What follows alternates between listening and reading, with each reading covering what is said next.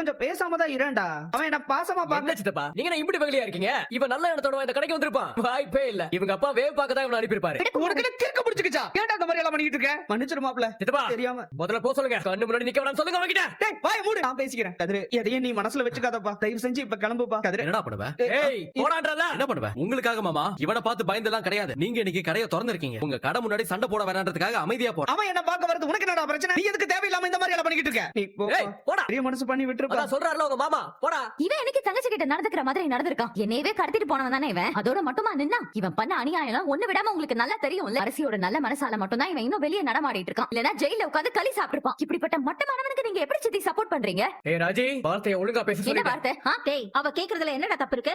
என்ன தப்பு இருக்கு? உன்ன மாதிரி ஒரு புள்ள இருந்தா நானே நேரா போலீஸ்ல புடிச்சு கொடுத்திருப்பேன். இப்படி ஆராட்டிட்டு சீராட்டிட்டு எல்லாம் இருக்க மாட்டேன். மா சண்டை எல்லாம் வேணாமா. நீங்க உள்ள வாங்கம்மா பேசிக்கலாம் வாங்க. சொல்லு, எதுக்கு கதிர் மேல கை வச்ச?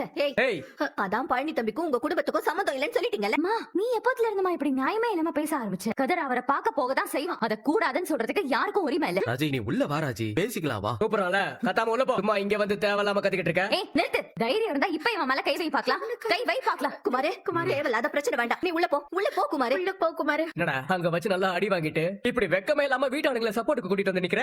டேய் நிறுத்துடா. அடிக்க தெரியாம நின்னு இருக்க மாட்டான் என் புள்ள. புதுசா திறந்த கடையில பிரச்சனை வேண்டான்னு பேசாம நின்னு இருப்பான். யாரு இவனா? நம்பிட்ட